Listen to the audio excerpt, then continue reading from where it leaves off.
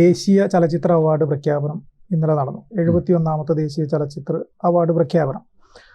പക്ഷേ ഈ അവാർഡ് പ്രഖ്യാപനം വന്നതിന് ശേഷം നമ്മൾ പ്രതീക്ഷിച്ച പല സിനിമകളും ഈ ലിസ്റ്റിൽ നിന്ന് താഴെപ്പെടുകയും അപ്രതീക്ഷിതമായിട്ട് പല ആളുകൾക്ക് അവാർഡ് ലഭിക്കുകയും ചെയ്തു. എങ്ങനെ നോക്കി കാണുന്നതിനെ? എനിക്ക് ഏറ്റവും ഞെട്ടിക്കുന്ന സംഗതി ഷാരുഖ് ഖാന് കിട്ടിയ അവാർഡാണ്.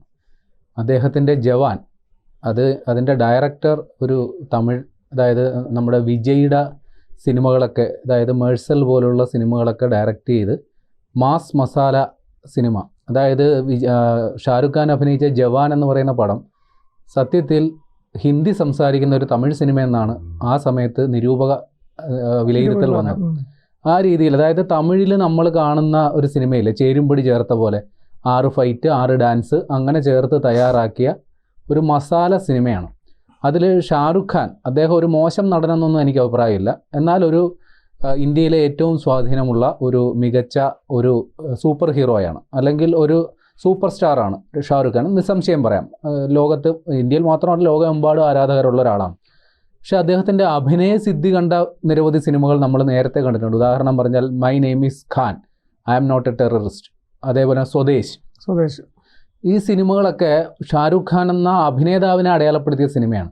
പക്ഷേ ഈ ജവാൻ എന്ന് പറയുന്ന സിനിമ ഷാരുഖ് ഖാൻ്റെ അഭിനേതാവിനെ അല്ല, ഷാരുഖ് ഖാൻ എന്ന് പറയുന്ന താരത്തെ മാത്രം അടയാളപ്പെടുത്തിയ ഒരു സിനിമയാണ്. അപ്പോൾ അതിന് ഏത് മാനദണ്ഡത്തിലാണ് അവാർഡ് കിട്ടിയതെന്ന് സത്യം പറഞ്ഞാൽ എനിക്ക് മനസ്സിലാകുന്നില്ല. പക്ഷേ ഒരു കാര്യമുണ്ട്, കഴിഞ്ഞ വർഷത്തെ അവാർഡ് നോക്കുമ്പോൾ ഇത് കുറച്ചുകൂടി ഭേദമാണെന്നേ പറയാനൊക്കെ ഉള്ളൂ. കഴിഞ്ഞ തവണ പുഷ്പയുടെ അഭിനയത്തിന് അല്ലു അർജുൻ അവാർഡ് കൊടുത്ത കമ്മിറ്റിയാണ് ഇത്തവണ ഷാരുഖ് ഖാൻ അവാർഡ് കൊടുത്തതെന്ന് നോക്കുമ്പോൾ നമുക്കതിൽ അതിശയോക്തിയില്ല. പക്ഷേ വിക്രം മാസയ്ക്ക് അവാർഡ് കിട്ടിയതിൽ നമുക്ക് അതർഹിക്കുന്ന അവാർഡ് തന്നെയാണ് ഈ 12th ഫെയിൽ എന്ന് പറയുന്നത്. അതായത് വലിയ കൊട്ടിഘോഷമൊന്നും ഇല്ലാതെ വന്ന്, എന്നാൽ അത് ഏറ്റവും കൂടുതൽ ചർച്ച ചെയ്യപ്പെട്ടത് അത് OTT റിലീസ് വന്നപ്പോഴാണ്. OTT റിലീസിൽ സാധാരണക്കാരടക്കം കണ്ട് നല്ല മികച്ച സിനിമയെന്ന് വിലയിരുത്തിയ, നല്ല രീതിയിൽ അദ്ദേഹം ആ കഥാപാത്രം അവതരിപ്പിച്ചിട്ടുമുണ്ട്. അത്തരത്തിലുള്ളൊരു സിനിമയാണ്. അപ്പോൾ അത് ആ അവാർഡ് അദ്ദേഹം അർഹിക്കുന്നുണ്ട് തീർച്ചയായിട്ടും. പിന്നെ റാണി മുഖർജിയുടെ ആ പേര് ഞാനിപ്പോഴാണ് കാണുന്നത്. അവരും ഒരു കഴിവുള്ളൊരു അഭിനേത്രിയാണ്. പക്ഷേ ഈ സിനിമയിൽ ഏത് തരത്തിലാണ് അവർ അഭിനയിച്ചിട്ടുള്ളതെന്ന് എനിക്കറിയില്ല.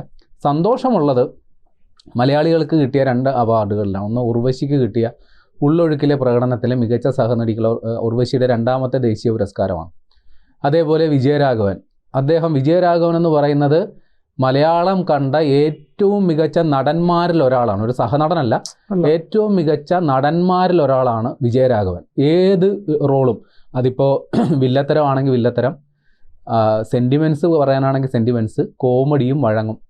ഏത് ഭാവവും കാണിക്കാൻ പറ്റി. ഇപ്പം മോഹൻലാലിനോടോ തിലകനോടോ ആ ശ്രേണിയിൽ കമ്പയർ ചെയ്യാൻ പറ്റുന്ന ഇന്നത്തെ തലമുറയിലുള്ള, അല്ലെങ്കിൽ ഇപ്പോഴും സജീവമായിട്ടുള്ള അഭിനേതാക്കളിൽ ഒരാൾ തന്നെയാണ് വിജയരാഘവൻ. അപ്പോൾ അദ്ദേഹത്തിൻ്റെ കരിയറിൽ ആദ്യമായ ഒരു ദേശീയ പുരസ്കാരം തേടിയെത്തുന്നുള്ളത് നമ്മളെ സംബന്ധിച്ച് അഭിമാനമാണ്, സന്തോഷമാണ്. ഈ ഷാറുഖ് ഖാൻ്റെ കേസിലേ, അതെ, 37 വർഷത്തിനിടയിൽ ആദ്യത്തെ അവാർഡാണ് ഷാറുഖ് ഖാൻ കിട്ടുന്നത്. ഇതൊരു പ്രേമം നേരത്തെ പറഞ്ഞതുപോലെ ഒരു റിട്ടയർമെന്റ് അവാർഡിന്റെ സാധ്യതയൊക്കെ കാണുന്നുണ്ട്. ഇത് കഴിഞ്ഞ് ഇനി ഇങ്ങോട്ട് ചോദിച്ചു വരരുത് എന്നൊരു സൂചന കൂടി ആയിരിക്കും ഷാറുഖ് ഖാൻ കൊടുക്കുന്ന ഒരു യാത്രയപ്പ് വേണമെങ്കിൽ കരുതാം. കാരണം അദ്ദേഹത്തിന്റെ ഒരു പീക്ക് പീരീഡൊക്കെ കഴിഞ്ഞു. മറ്റൊരു പ്രധാനപ്പെട്ട ഒരു കാര്യം നമുക്ക് പറയാതെ പോകാൻ പറ്റില്ല. അത് കേരള സ്റ്റോറി എന്ന് പറയുന്ന ചിത്രത്തിന്റെ സംവിധായകനും അതിന്റെ സിനിമാറ്റോഗ്രാഫറും അവരാണ് ഈ രാജ്യത്തെ കഴിഞ്ഞ വർഷത്തെ ഏറ്റവും മികച്ച. കേരള സ്റ്റോറീസ് മികച്ച സിനിമയായിട്ടാണല്ലോ അംഗീകരിക്കപ്പെടുന്നത്. അപ്പോൾ അതിൻ്റെ ഉള്ളടക്കത്തെക്കുറിച്ച് വലിയ വിമർശനമുണ്ട്. അത് ഒരു പ്രൊപ്പഗൻഡ മൂവിയാണെന്നാണ്.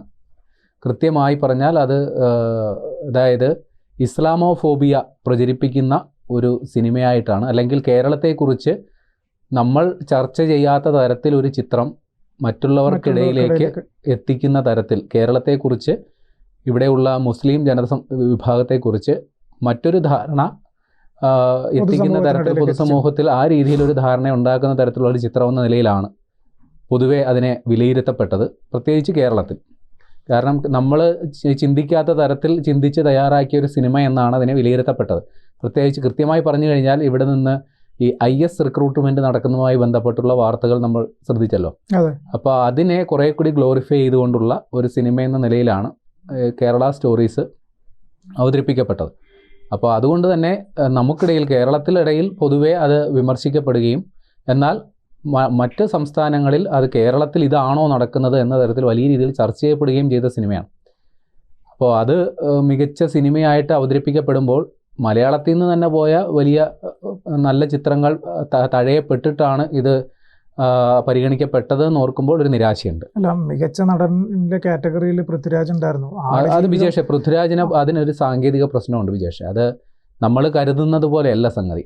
അതായത് 2023 സെൻസറിങ്ങിന് അപേക്ഷിക്കപ്പെടുകയോ സെൻസർ ചെയ്യുകയോ റിലീസ് ചെയ്തതോ ആയ ചിത്രങ്ങളാണ് ഈ ദേശീയ അവാർഡ് പരിഗണനയിൽ വന്നിട്ടുള്ളത്.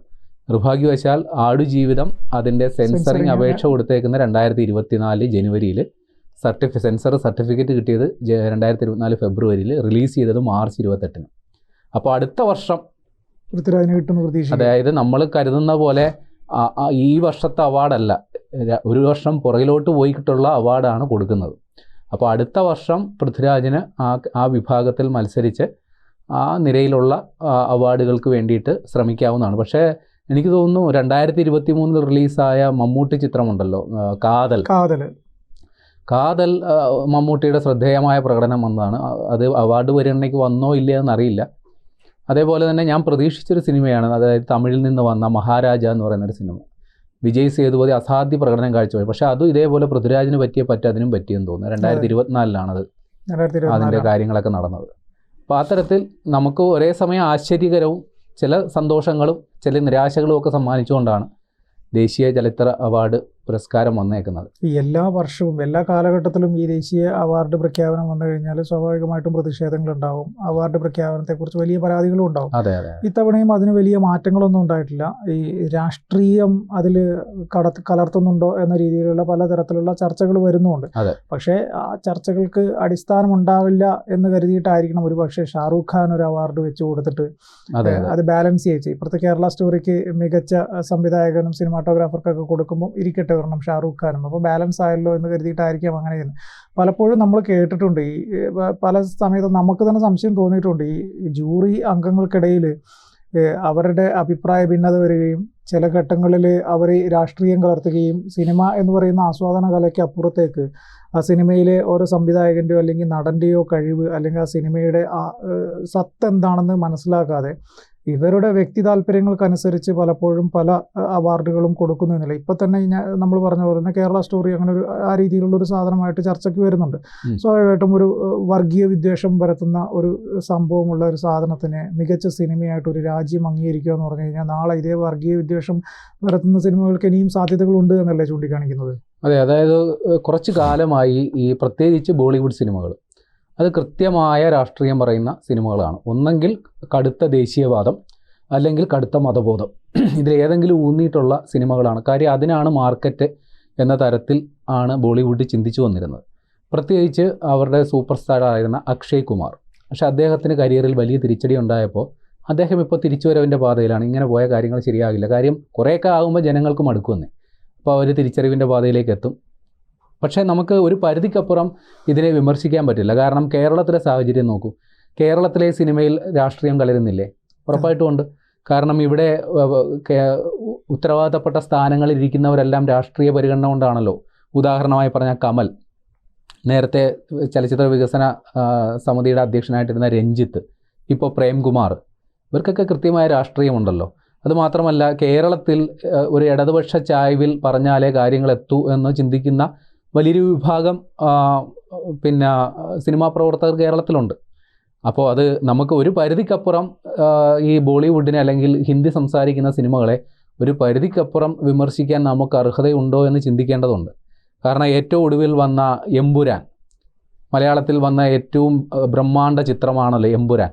അപ്പോൾ അത് കൃത്യമായി നമ്മുടെ ഇടതുപക്ഷ രാഷ്ട്രീയം പറഞ്ഞുകൊണ്ട് അല്ലെങ്കിൽ ഹിന്ദുത്വ രാഷ്ട്രീയത്തെ തള്ളിപ്പറഞ്ഞുകൊണ്ട് വന്നൊരു സിനിമ എന്ന നിലയിൽ അവർ വലിയ വിപണി വിജയം നേടി. ഇത്തരത്തിൽ ഒളിഞ്ഞും തെളിഞ്ഞും അങ്ങോട്ടും ഇങ്ങോട്ടുമൊക്കെ ഇതിനെ കൃത്യമായി രണ്ടു കൂട്ടരും ഉപയോഗിക്കുന്നുണ്ടെന്നുള്ളൊരു പക്ഷക്കാരനാണ് ഞാൻ. അതെ, പലപ്പോഴും നമുക്ക് തോന്നാറുണ്ട് ഈ രാഷ്ട്രീയം പറയുന്ന സിനിമകൾക്ക് വലിയ പ്രാധാന്യം കിട്ടുന്നു, അത് വിപണിയിൽ വലിയ വിജയം നേടുന്നു എന്നുള്ളത്. പക്ഷേ നമ്മൾ പലപ്പോഴും ചിന്തിക്കേണ്ട ഒരു കാര്യം, സിനിമ എന്ന് പറയുന്നത് ഒരു ആസ്വാദന കലയാണ്. അതിനകത്ത് രാഷ്ട്രീയം മനഃപൂർവ്വം തിരികെ കയറ്റിയിട്ട് ആളുകളെ ആസ്വദിപ്പിക്കാൻ കൊടുക്കുന്നതിന് പകരം നല്ല സിനിമകൾ, നല്ല കഥകൾ സിനിമകളാവുക, നല്ല ആശയങ്ങൾ സിനിമകളാവുക, നല്ല എഴുത്തുകൾ ഉണ്ടാവുക, അതൊക്കെ അംഗീകരിക്കപ്പെടുക. ഈ പണ്ട് ഉണ്ടായിരുന്ന അവാർഡുകൾക്കൊക്കെ ഇപ്പോൾ അവാർഡ് എന്ന് പറയാൻ പറ്റുമോ, അതോ കാശ് കൊടുത്ത് വാങ്ങിക്കുന്നതാണോ? അതായത് വിജയ്, എൻ്റെ ഒരു നിരീക്ഷണം കൂടി പറയാം. അതായത് ഈ മുൻകാലങ്ങളിൽ കലാമൂല്യമുള്ള അല്ലെങ്കിൽ അഭിനയ പ്രാധാന്യമുള്ള സിനിമകൾ വരാനായിട്ടുള്ള സാധ്യത ഏറിയ പങ്കും അല്ല, പൂർണ്ണമായും സിനിമകൾ തിയേറ്റർ റിലീസായിരുന്നു. അപ്പോൾ ആ രീതിയിൽ ജനങ്ങൾ തിയേറ്ററിൽ എത്തിയാലേ അവർക്ക് ഈ പറയുന്ന അവരുടെ മുടക്ക് മുതൽ തിരിച്ചു കിട്ടുകയുള്ളൂ. പക്ഷേ ഇപ്പോൾ അതല്ല. ഇപ്പോൾ ഒരാഴ്ചയോ 2 ആഴ്ചയോ പരമാവധി ഓടിയാൽ മതി എന്നുള്ളൊരു കാഴ്ചപ്പാടാണ്. ബാക്കി OTTയിലാണ്. OTTയിലുള്ളവർക്ക് പല രാഷ്ട്രീയങ്ങൾ പല ഇതിൽ സ്വാധീനിക്കപ്പെടുന്നവരാകും. അപ്പോൾ അവരെ കൃത്യമായി തൃപ്തിപ്പെടുത്താൻ ഇത്തരം പ്രൊപ്പഗൻഡ സിനിമകൾക്ക് സാധിക്കും. അപ്പോൾ അതും ഇവരെ ഇത്തരം കാര്യങ്ങളിലേക്ക് എത്തിക്കുന്നുണ്ടെന്നുള്ളതാണ് വാസ്തവം. കൂടുതൽ വാർത്തകളും വിശേഷങ്ങളും നിങ്ങളിലേക്ക് എത്താൻ ABC മലയാളം സബ്സ്ക്രൈബ് ചെയ്യുക, ബെൽ ബട്ടണും അമർത്തുക.